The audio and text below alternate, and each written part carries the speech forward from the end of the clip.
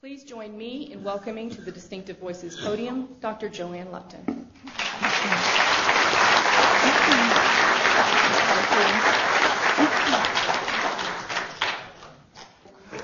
I'm so privileged and honored to be here with you this evening, and I hope we can have a conversation. I hope to get a lot of good questions afterwards. So what I'm going to be discussing with you this evening is public policy in nutrition. Where does science fit into this equation? I have some disclosures to make. Everyone has their disclosure slide now. I am a member of the Mars Scientific Advisory Committee. That's the food company, not the planet.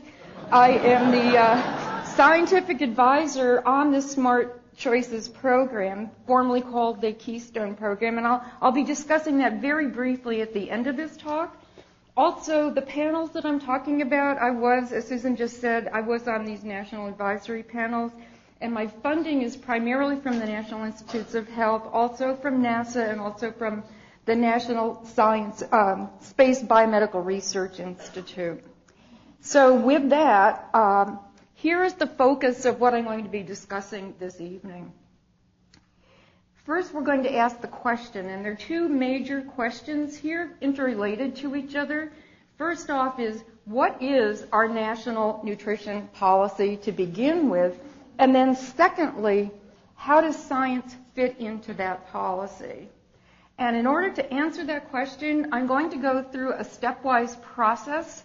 So for that process, we'll start first with the basic science, the science that's done in laboratories, in clinical trials, in epidemiological studies, and translate that basic science into dietary reference intake values, better known as DRI values. And this happens at the Institute of Medicine. And then we'll take those intake values from the DRIs and translate those into the Dietary Guidelines. This is under the auspices then of USDA, United States Department of Agriculture, and also Health and Human Services, HHS. And then finally, towards the end, we'll take a look at, can you take information on foods from the Dietary Guidelines and translate those into information for consumers when they walk into the supermarket in terms of front-of-the-pack labeling. This is a very controversial area right at this time that we're talking about this. There are panels going on discussing it. FDA is heavily involved in this, and I'll end up with some comments on that area. And all the while we're going through it, I'm going to be using two different examples throughout this conversation with you. The first one is what we would call, quote, a good nutrient, and that's dietary fiber. And then the second one, which is a little more contentious than dietary fiber issues, is added sugar. I'm sure you've heard a lot about added sugar in the press, including recently, including sodas, including the New York Times last weekend saying, should there be a tax on sugar-sweetened beverages? So I'll go through that too, and we'll follow these two throughout this entire process, coming from what the dietary reference intake values are for each one of these, what that committee decided, and then translating it into the guidelines, and then finally to the front-of-the-pack labeling. So let's start right in then with the basic science, the dietary reference intake values, coming, I said, from the Institute of Medicine. So the Institute of Medicine has put together these panels and these books, and we now have a complete assembly of dietary reference intake values for every nutrient. This has been going on for some years now, but all of them are completed. All of the nutrients have a dietary reference intake value and the science behind it in those books. These are freely available on the National Academy website if you want to download them.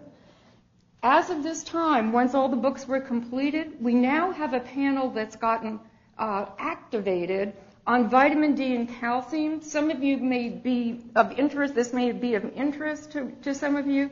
This panel now, there was a panel. It was in 1997 that it met. And since there's been so much new science since that time, this is the first of the dietary reference intake panels to be reorganized, not the same group of people as originally, but reevaluating what the science is now to come to a conclusion.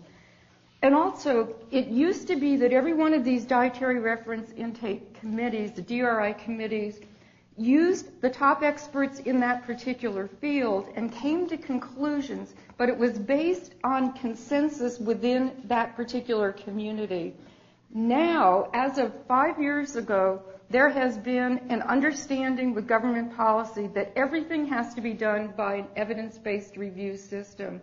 So of all of the DRI reports, there's a new one that's being revisited. Vitamin D and calcium is the only one so far that's been treated to that evidence-based review process. But that's the way the dietary guidelines are. I'm going to explain when I get to the dietary guidelines exactly what an evidence-based review is for those of you who haven't been through that process. So then to take the specific example that I mentioned of a good nutrient, dietary fiber, how did we arrive at the DRI value for dietary fiber? What was this process? Because it's the same process that we followed for all of the nutrients, just different committees. The intake levels of fiber were determined by what's called the DRI panel for the macronutrients. And here you can see what I mean by macronutrients. Let's see if I can go back. Energy, I'm probably pressing two things at once. Energy, carbohydrates, fiber, fat, etc. So all of these were determined with this one panel. The way that this occurs, that experts in these particular areas that have to be covered for this panel then are nominated, that process is then vetted, then they are assembled into one group with a chairperson for this particular committee.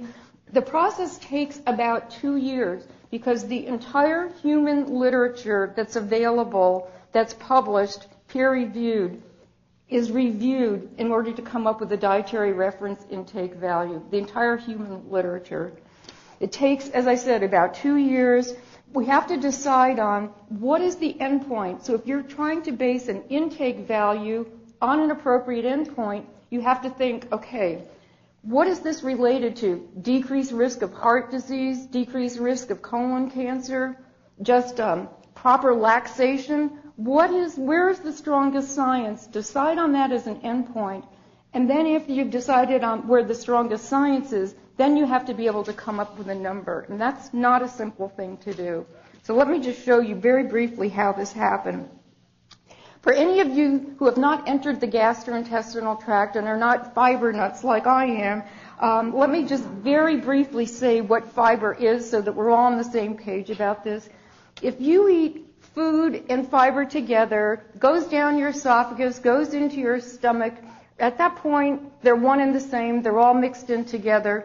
But then when it leaves the stomach and goes into the small intestine, this is where we absorb our food from, is the small intestine. But it has to be in the smallest size that is available for absorption. We can't get dietary fiber into that size that needs to be available for absorption because we don't have the enzymes to break it apart. So it goes pretty much intact then into the large intestine, and its fate in the large intestine depends on the fermentability of the fiber. That has to do with the fiber itself and also the bugs in the colon called the colonic microflora. But throughout its transit, going from the esophagus into the stomach all the way through to where it's fermented, it has an effect, an important effect on the gastrointestinal tract. So that's why it's considered to be physiologically benefited, and I'll show you what some of the benefits are purported to be in just a minute. So for the DRI process then, for fiber, we reviewed all of the human studies, as I mentioned, in these areas. All of the studies having to do with their endpoints as prevention of hyperlipidemia, hypertension, coronary heart disease. And you can imagine there are hundreds, maybe up to 1,000 studies on colon health, just the effect of fiber on laxation, for example. Prevention of cancer, colon and breast cancer, glucose tolerance, and a developing literature, although not a complete literature yet, on the effect of fiber on satiety and weight maintenance. But of all the studies and of all the possible endpoints, that we could have chosen to base a dietary reference intake value on. By far and away, the strongest science was on dietary fiber and decreased risk of coronary heart disease. That was the literature. It was a surprise to me, and I'm an expert in the area of dietary fiber, but that was the strongest literature base. So how did we go from then deciding on the endpoint to coming up with a number, a reference intake value that we should be taking in the United States? The DRIs are for the U.S. and for Canada. How did we come up with that number? We based the number itself on 3 epidemiological studies, but I don't want you to think that we based the science on just 3 epidemiological studies. We based that on everything I just showed you on the last slide. Clinical intervention trials looking at hypertension, clinical intervention trials looking at attenuation of blood glucose levels or lowering LDL cholesterol, for example. But this is what we used to come up with the numbers. The health professionals follow-up study, there's something in the back that I hit by mistake. Okay. Health professionals follow-up study, 43,000 men in this study. And what we see here is that they had a relative risk for coronary heart disease. If they were in the highest quintile of fiber intake, it was only 45% than if they were in the lowest quintile of fiber intake. Similarly for the nurses' health study, but even a better finding here, for those women that were in this study, the relative risk for development of coronary heart disease was only 34% of what it was if you were in the highest quintile as compared to the lowest quintile for intake. This was the Finnish men's study, and that's the 3rd study, and we used all 3 of these studies together. Again, a similar trend here, 68% of the risk if they're in the highest quintile compared to the lowest quintile. So what we did to come up with the number is we took how many grams of fiber did it take to get yourself into that protective group, into the highest quintile, and how many calories were people consuming who were in that highest group. And then using those numbers, we came to an amount of grams of fiber per 1,000 calories that would become the dietary reference intake value for fiber. And that number is 14 grams of fiber per 1,000 calories. And that was across those 3 studies that we got that information from. Now, you can't usually tell somebody and walk down the street and say, you know what you should be eating? You should be eating 14 grams per 1,000 calories of fiber. I couldn't do it, and I've been in this business for 26 years or 30 years or however long it's been that I've been doing this work. So you have to translate that number to a number of grams, and the way that we do translate it to a number of grams of fiber, which is the actual DRI value for fiber then, is you take how much people should be eating in terms of calories per day, and we know that by gender, by age, and by activity level, and you take that number, and then you use the 14 grams per 1,000 calories, and you come out with a real number. So the real numbers here then are, for men, they're higher than women because men take in more calories than women do, and it's based on 14 grams per 1,000 calories. They're lower as you get older, as shown here. And you can see over here for women, they are lower than men and also lower as you get older. These values are about double what people in the United States are currently consuming. So we only have half the fiber intake for the dietary reference intakes. Now, I want to now turn, instead of showing you a good substance, dietary fiber, bring you into the world of the, quote, bad nutrient, and this is added sugar. This was dealt with in exactly the same macronutrient report. It's part of that report. It's a recommendation. It didn't reach the strength of evidence to be a DRI value, but because the Institute of Medicine is considered, quote, an authoritative body, and that has meaning. For example, part of its meaning is if you say something in an Institute of Medicine report, then people can use that for a health claim with FDA. They can automatically use it as a health claim for FDA. They just have to quote that report. So one has to be very careful in Institute of Medicine reports not making any claim that's any stronger than the science behind it. Because normally to get a health claim, it's a very long and very expensive process for people to go through. But if an authoritative body such as the National Academy or the National Institutes of Health makes that statement, then that can be used. So it's taken very seriously, even though it's not the level of a DRI value. So what are added sugars to begin with? There is a definition. USDA has that definition. There's sugars and syrups that are added to foods during processing or preparation. By far and away, most of the added sugar in our diets comes from sugar-sweetened beverages, but there are a lot of other sources also. For example, cakes and pies and cookies and candy bars, etc., all have added sugar. It means that this sugar was added to the product rather than coming along endogenous to the product. So by that I mean, for example, with yogurt or with dairy products, lactose is a sugar, but it naturally comes along with milk. So that's not an added sugar. That doesn't count as an added sugar. Fructose is normally part of fruit, comes along with the fruit. That's not added sugar. But if it's added to the food supply, like added to a soda or a pastry or something of that nature, it's considered to be added sugar. Now, what is the issue with added sugar? There's nothing per se wrong with sugar. It's not that sugar is going to raise your cholesterol levels. It's not that sugar is going to raise your blood pressure like sodium does. The problem with sugar is a minor problem in terms of the United States and Canada in that its dental caries is one problem with sugar in your diet. However, by far and away, good oral hygiene and fluoridated water completely trump the amount of sugar in the diet in comparison to how protective they are against dental caries. So that's not the real issue, although I have to say in some developing countries it is an issue, but not in the United States primarily. The real issue here is this. If you add sugar to your diet, added sugar to your diet, it comes along with no other nutrients. It gives you calories, but it doesn't give you anything in addition to those calories. So in a way, it's wasted calories, and we don't have a lot of calories to waste.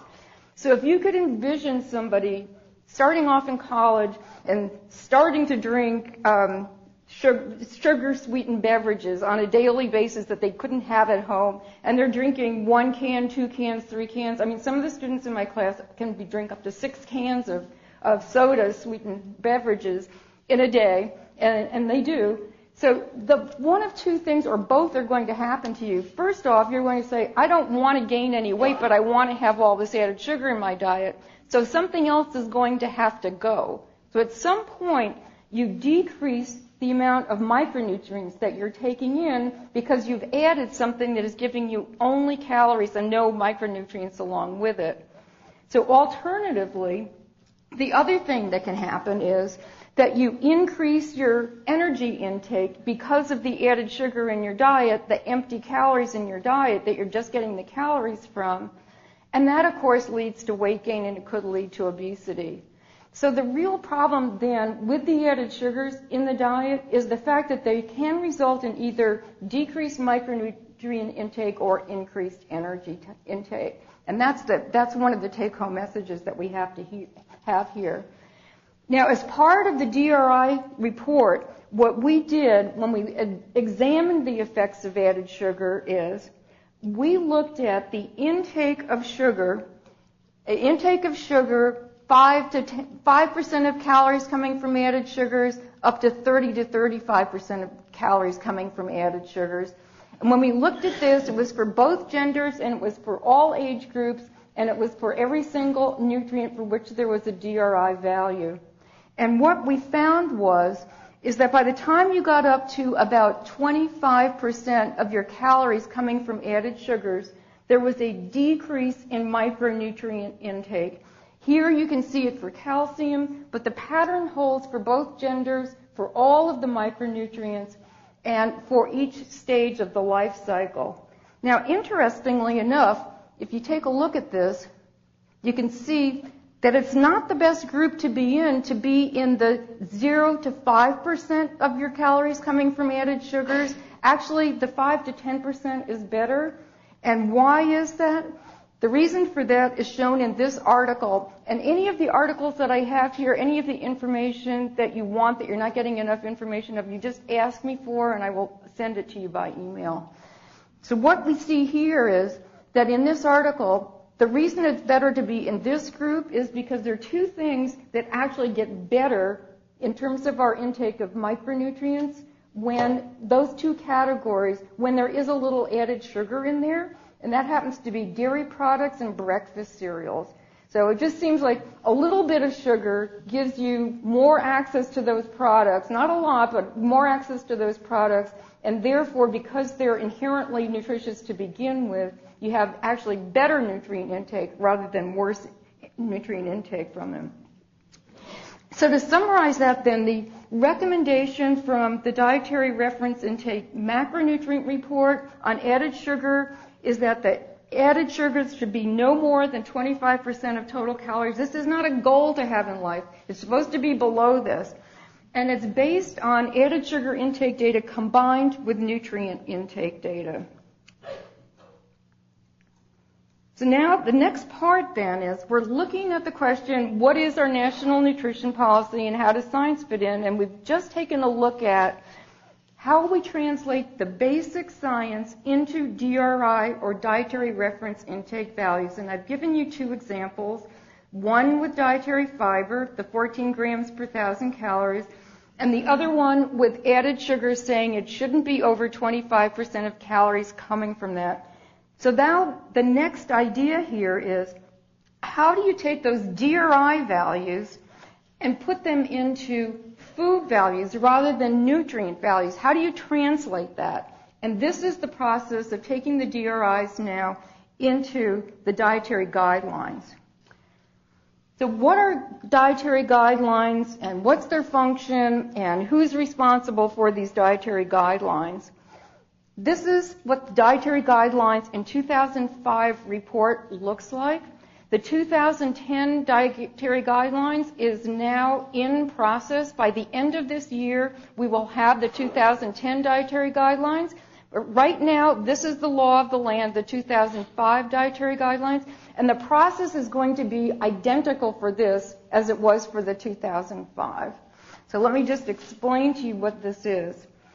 What's the function of them? It's to provide the science-based information to promote health and to reduce risk for major chronic diseases, and to do this through diet and physical activity. Now, if you look at who is responsible, the people that are responsible are the secretaries for the Department of Health and Human Services and the Department of Agriculture, and this is a law, actually.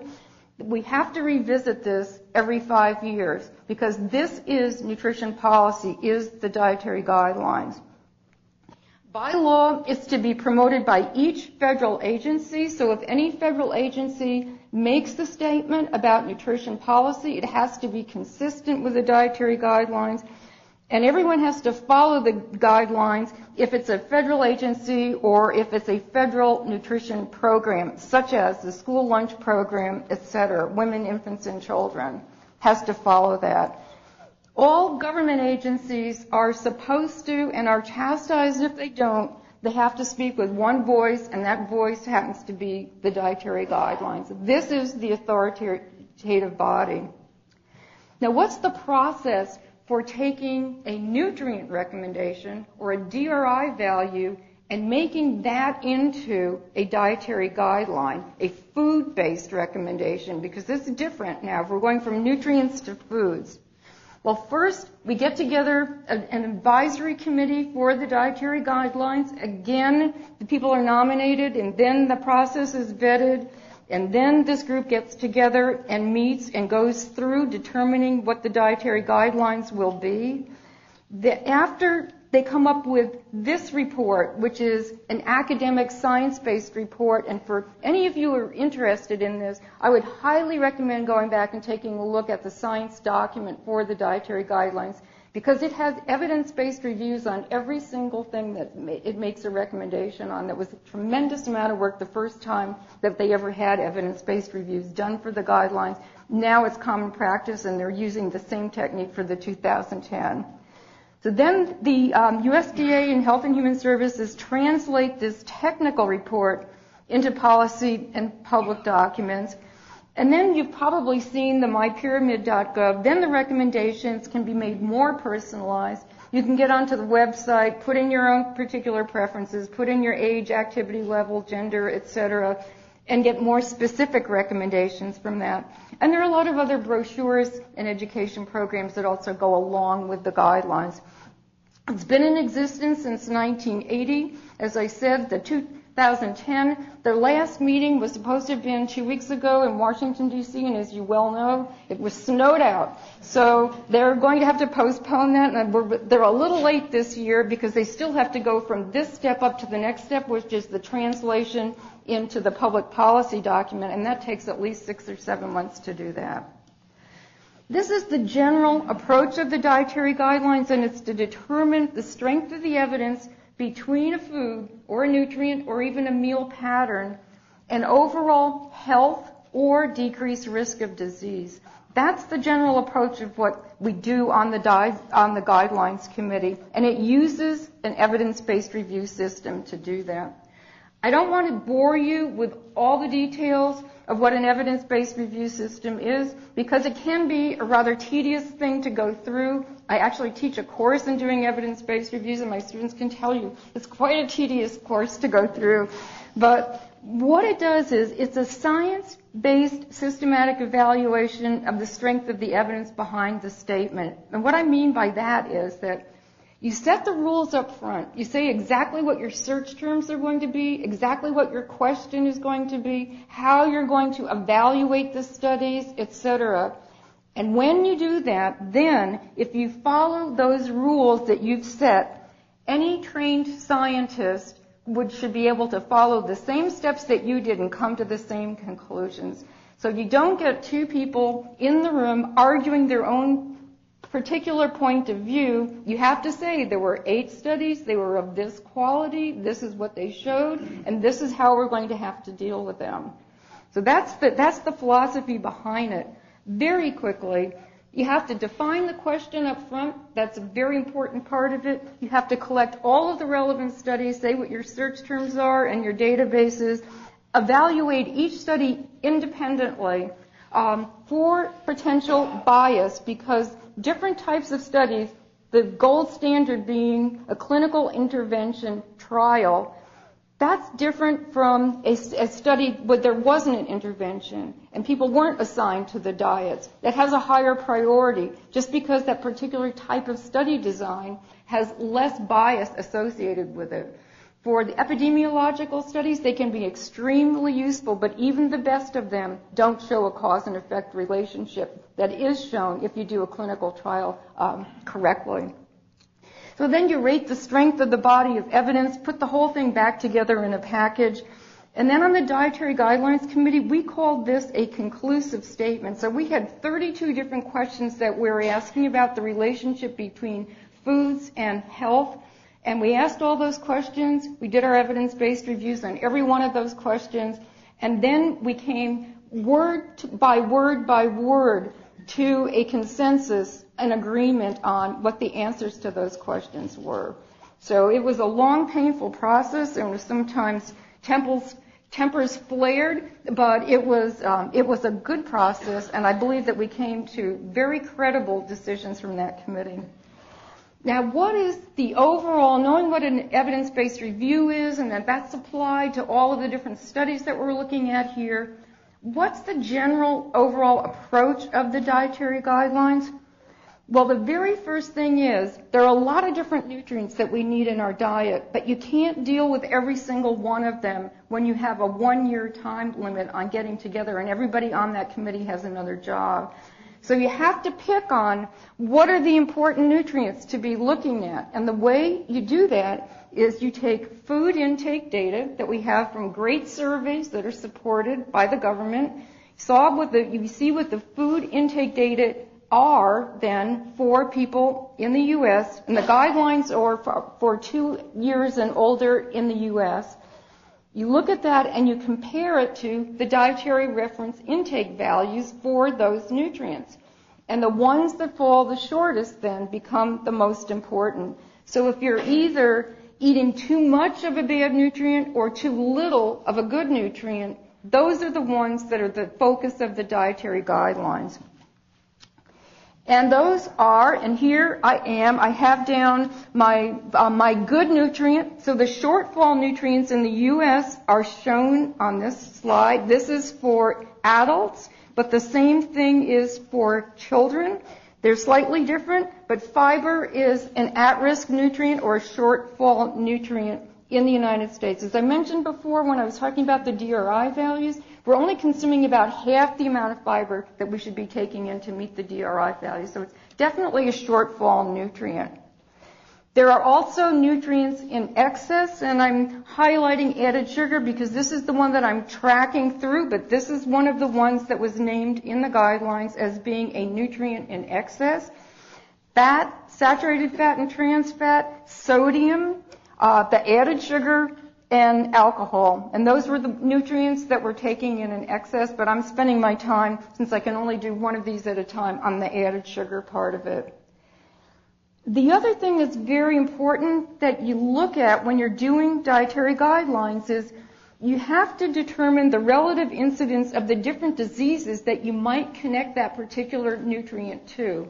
They need to be important diseases for people in the U.S. population. So, for example, nobody would argue that obesity isn't important in the U.S., and that's one endpoint that we would look at. Nobody would argue against coronary heart disease. It's the single largest killer in the United States today, and nobody would argue against osteoporosis. So those are good endpoints to be looking for because they're important in the U.S., and the guidelines are for the United States. In contrast to that, lung cancer is a very important disease, but it's not directly linked to diet, and these are diet recommendations. It's directly linked to cigarette smoking. So we don't look at lung cancer for that reason. So let me now go back and do for the dietary guidelines what I did for the DRI value and use example of dietary fiber again and see how we took the DRI value from the IOM report and translated that into a food recommendation value in the dietary guidelines. Why did we concentrate on fiber? For some of the reasons that I've already told you. First of all, there is a DRI value for it. It is from the macronutrient report. But also, importantly, it's an at-risk nutrient. So that was something we're going to spend a lot of time on, dealing with the at-risk nutrients. And not only that, the endpoint for the determination of the DRI value for dietary fiber was decreased risk of heart disease. That's an important disease in the United States. All the more reason to pay attention to it. What we had to do in the guidelines then is review all the studies that came out since the macronutrient report. So we used the macronutrient report as our starting position, but then we reviewed all the studies that had come out since that time, all the human studies, and we found that the studies from 2002 to 2005, which is the time period that we were looking at those studies, they both supported and also they actually enhanced the findings from the macronutrient report, the DRI report, that it was protective against coronary heart disease, type 2 diabetes, promotes a healthy laxation. One advantage of the guidelines is you don't have to put a number on it. Putting a number on healthy laxation is not an easy task to do, which is why it was based on heart disease instead of laxation. And it also, there's a developing literature, as I mentioned before, and it's even getting stronger now, that it helps with weight maintenance and control. So now that we know that fiber is supposed to be promoted, we have to look around through the different food groups and say to ourselves on this committee, where are we going to look in terms of suggesting that people eat more of what types of foods to increase the amount of fiber in their diet? Well, we looked at fruits and vegetables. We'd already made recommendations like 5 fruits and vegetables, 7 fruits and vegetables, 9 fruits and vegetables, and we figured we probably didn't have very much leeway to go in that direction. So the best place to find it was grains. At that time, refined grains were at the bottom of the pyramid. This was before the pyramid changed into this new shaped pyramid. So the refined grains, in comparison to the whole grains have more fiber in them than do refined grains. And so we thought, okay, let us now go back and do evidence-based reviews, not on the nutrient fiber, but on the actual food, in this case, whole grains. So that's what we did for that. We went back and did all the foods that we're recommending. We did evidence-based reviews on those, and then came up with recommendations for this.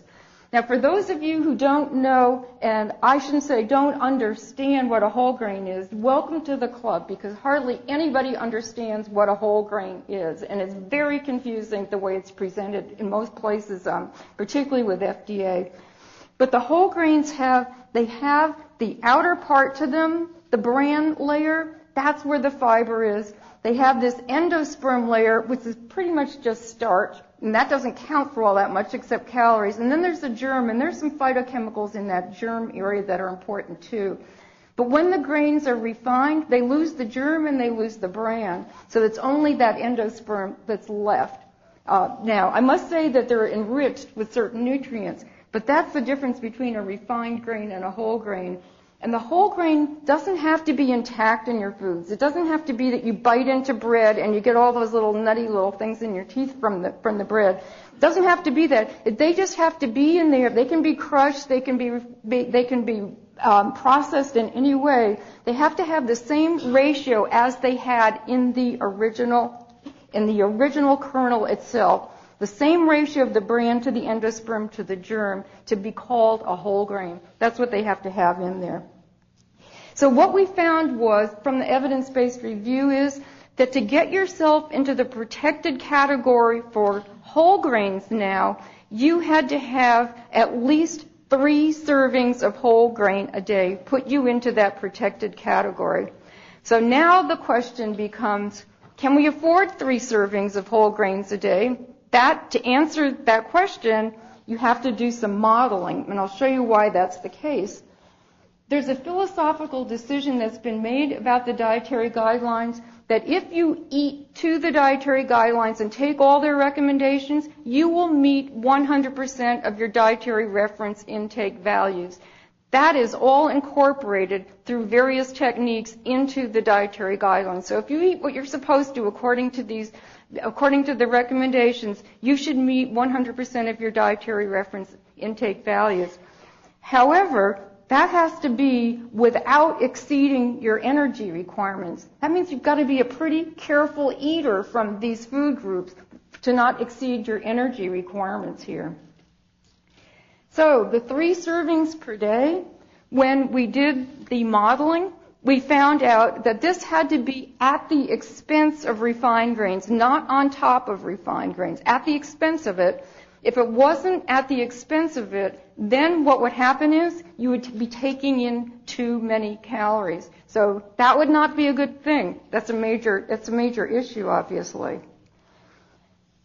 Now, that's what we did with dietary fiber, the good nutrient. I want to turn to now the, quote, bad nutrient, and that's added sugar, and see how that was translated from that recommendation in the DRI report into the dietary guidelines. You will recall a number of slides back, the recommendation for added sugars from the DRI report is that they should not be more than 25% of your calories, and this was based on added sugar intake data combined with nutrient intake data. That was the drop-off point for decreasing the consumption of your micronutrients. I mentioned before that it's based on decreased micronutrient intake. At the time, there were not sufficient scientific studies to base it on increased energy intake. But since that time, those studies have appeared, some of them, and again, it's still not a really developed literature in this area, but it's certainly much stronger than it was at the time of the macronutrient report. So here what we see with those studies then, and these are longitudinal studies, which for epi studies and for the type of study these are the best studies that one could do, is that there is an association with weight gain and added sugar intake. This is particularly important for sugar-sweetened beverages. They come out on the top of the list probably because they're our major source of added sugars in the first place. Here we introduced on the dietary guidelines a concept called discretionary calories. How many discretionary calories do you have? And without belaboring the point here, I just wanted to stress this because I think it was one of the more important things that came out from the guidelines. The way that you figure out how many discretionary calories you have, well, you'd have to get online to do this because probably most of you don't know how many calories you can take in on a day without gaining weight, but some of you may know that number. So first you need to know what your daily energy requirement is. You can get that online at mypyramid.gov. And then you have to know if you ate what all the recommendations were to get all of your nutrients from food, how many calories would that cost you? So between those two numbers, you subtract how many calories it would cost you to get all your nutrients from food from your calorie allotment, and the difference between those two numbers are your discretionary calories. Those are calories that you can spend on whatever you want to. Candy bar, a glass of wine, whatever you want to spend them on, those are your discretionary calories. Those are your leftover calories after you've met all of your nutrient needs. Now the problem with this is that when you look at how the numbers of recommendations for different servings of each one of these different food groups, how they are done, and I've been teaching nutrition for 26 years now, and I had no idea that this was the case.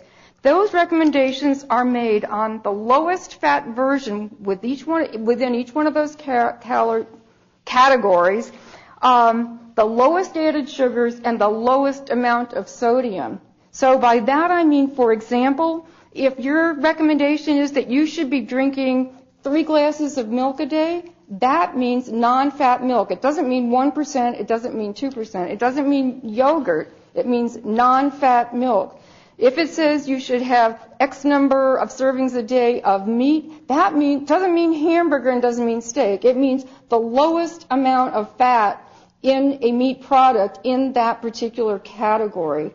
So if you can see now, if you look at this and you say we don't have very many discretionary calories, we really don't have very many discretionary calories because I don't know anybody who's eating like that, myself included. So that was like a real shock to my system when I saw that.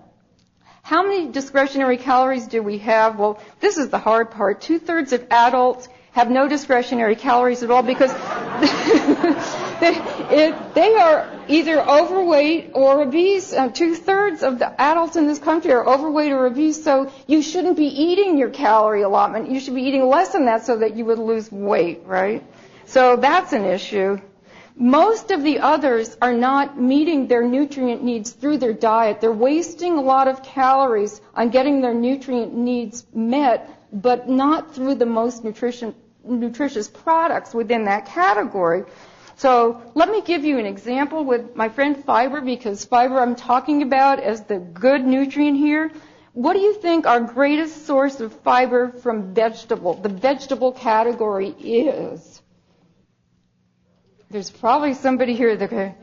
French fried potatoes. Now, I am not saying I'm not saying that French fried potatoes are a good source of fiber. What I'm saying is we eat a lot of French fried potatoes, and it has some fiber in it. So that is, in the U.S., that's our major source from the vegetable category is French fried potatoes. Now, equally bad, equally wasting a lot of calories is the grain category. You would probably think breakfast cereals, but that's not true. The hot dog and hamburger buns. And again, it's the same concept. Our greatest amount of fiber is coming from hot dog and hamburger buns. So since usually they're not whole grains, most of them are not whole grain breads, we're just wasting a lot of calories getting our nutrient needs met, so we don't have many excess calories. Now, if we looked at this, and I'm showing you this, this is from women, and admittedly, women have the hardest time because they have less calories to begin with, and as you get older, you have even a harder time. And here I'm looking at, like, let's say for myself, 51 plus over here someplace, relatively sedentary. I have about 100 discretionary calories that I can spend in a day. That's it. And a lot of you, may fall into the same category than I'm in. So it's not a lot of discretionary calories. And that really was the problem with added sugar. And that's really the conclusion that we came to in the dietary guidelines, is you don't have a lot of discretionary calories. You have to spend them carefully. Didn't put a number on it, but said added sugar is not a good way to spend your extra calories. So again then, for the questions is what we're asking, what is the national nutrition policy? I've said that it's the dietary guidelines. How does science fit in? It starts with the DRI values. It goes then to the dietary guidelines. And now I want to finish off with talking about probably the most contentious issue, and that has to do with, can you take the dietary guidelines and translate them into some type of food-based system so that when you walked into a supermarket, you would say, there is a food that's consistent with the dietary guidelines. Maybe it has a little check on it or a star on it or something of that nature. Can you do that? Well, I have learned the hard way that it's not an easy thing to do, but I'll show you just a couple of lessons learned here. This has to deal then with what we call front-of-the-pack guidelines, front-of-the-pack labeling, and I'll show you what that is and use my two same examples here. Now, the Nutrition Facts Panel you're probably all aware of, or you wouldn't even be at this tonight. I'm sure you've seen the Nutrition Facts Panel. That's the back of the pack. Sometimes it's on the side of the pack, but it's not front of the pack. Front of the pack labeling is there. It's colorful. It's to draw your attention to it. Is to direct you to picking up that particular product. And it takes a number of forms, and I'm not going to go into this. It can include health claims, like this product decreases your risk of heart disease or certain cancers. It could say that. It could be a nutrient content claim, which is telling you the level. It's a good source of fiber or an excellent source of fiber. All of these have prescribed protocols that one has to go through in order to be able to make those claims. Or it could be one of these better for you symbols, like a check mark or some type of guiding stars, several different stars, to indicate that if you chose that particular product, you would be getting a better for you product. And I'm calling this, and it is called nutrient profiling, because the people awarding those stars or those check marks have to have done some nutrient profiling to begin with to decide what would constitute the profile that you would have to have in terms of nutritional quality to get a check mark on this particular product. So they're supposed to get the consumers to go to healthier foods. Now, there are a number of different front-of-the-pack labeling things. In the interest of time, I'm not going to go through them because I can tell you right now that this whole process is on hiatus as we speak because FDA has stopped it, and FDA, I will show you, is sponsoring some organizations, including the Institute of Medicine, to deal with this. So any company that had front-of-the-pack labeling is no longer having front-of-the-pack labeling to do this.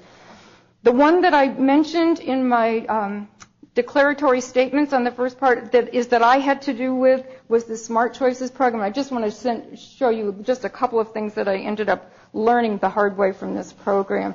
So can you help translate the dietary guidelines into food choices in the supermarket?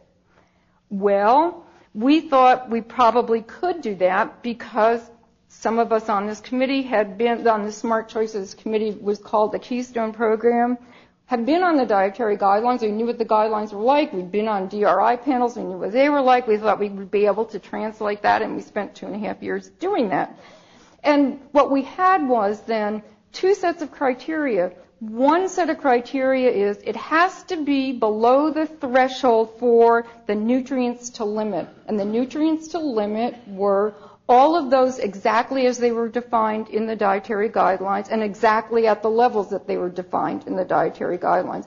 So first, a product had to be below all of those, quote, bad things. But then in addition to that, it had to be above a threshold for a nutrient to encourage or a food group to encourage.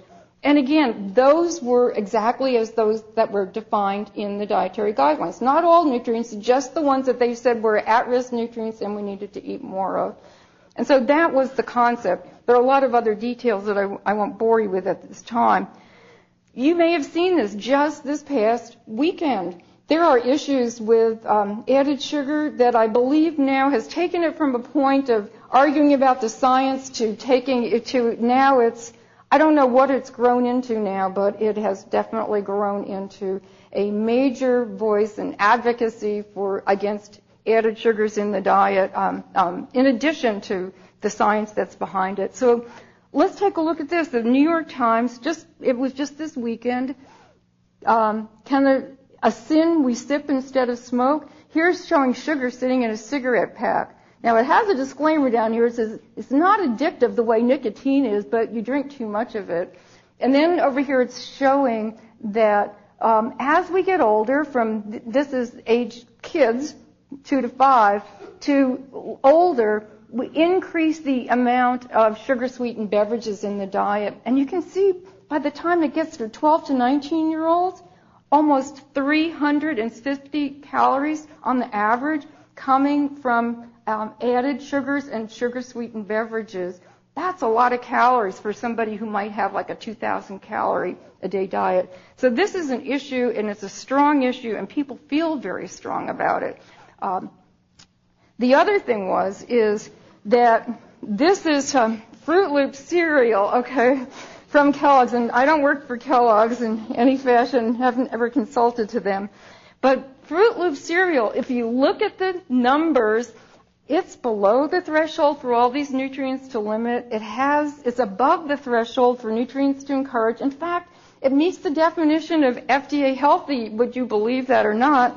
But and the reason it was introduced first in the Smart Choices program is because it upped the amount of fiber in the product and lowered the amount of added sugar in the product in order to meet the nutrition criteria. And when you do that, you change your label. And so people don't add labels on like the Smart Choices thing over there. They don't add that on, except it's at a big expense. But if they're changing their label anyway, then they'll put that on if that's what they met those criteria. And so the first products to come out then are sometimes quote what you would consider to be the worst products, not leading with the best products, in other words, leading with the ones that had the labels changed. So that was definitely an issue. And there are other issues with added sugar. According to FDA, there's one issue. You can't tell the difference between sugar that's been added and sugar that's endogenous. It's all in the same package. So when you go to do the assay and FDA wants to pull it off the shelf, you don't know whether it was added or whether it was part of that particular product. That's an issue. That's a big issue for FDA to have something based on added sugar rather than just total sugar. And also, as we've seen with the problem with discretionary calories, what should be the upper level for added sugar? It's hard to come up with a number for that. So, as I mentioned, there are a number of issues here. But the major one was when asked about the science, some of the people that were really strongly about added sugar would say, Fruit Loops, need I say more? And that was the end of the discussion. That was definitely the end of the discussion. Now, there are even a couple of issues with the good nutrient, this being dietary fiber. And here, one of the major complaints about any grains at all in the diet is that if you're going to have a check mark or any kind of a logo to direct people to them, they should only be directed to whole grains. Only whole grains, not refined grains. And here the issue for me, since this is my real area of expertise, is both whole grains and dietary fiber are important. They each have their own literature base. Each literature base is strong. Both things are important.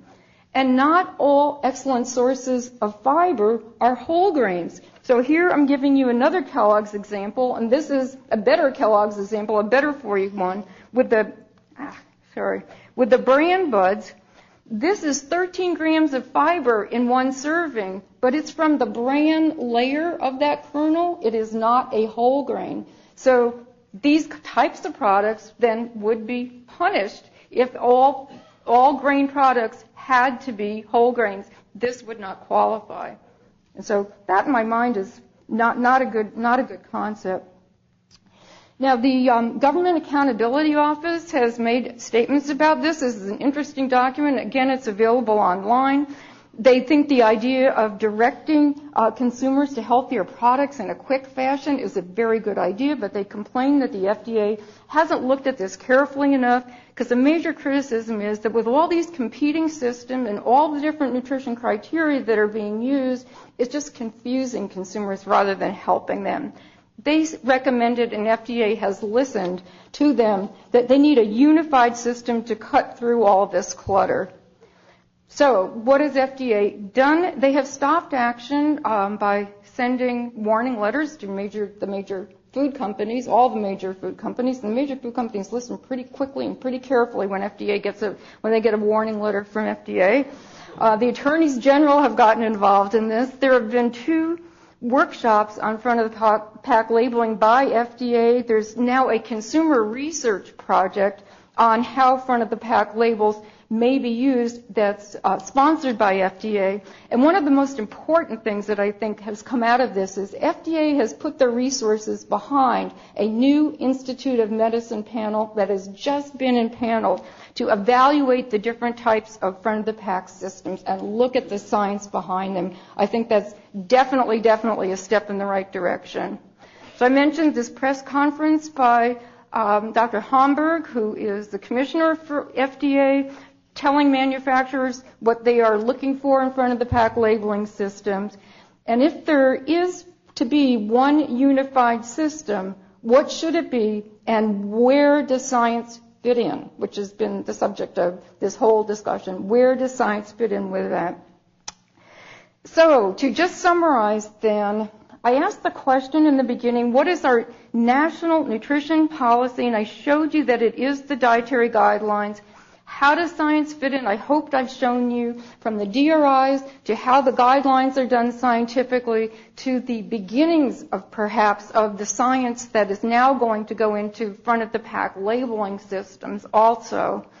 So that was part of the process, the DRI values, the dietary guidelines, and then the actual front of the pack labeling, using in each instance both a good nutrient being dietary fiber and a not so good nutrient being added sugar.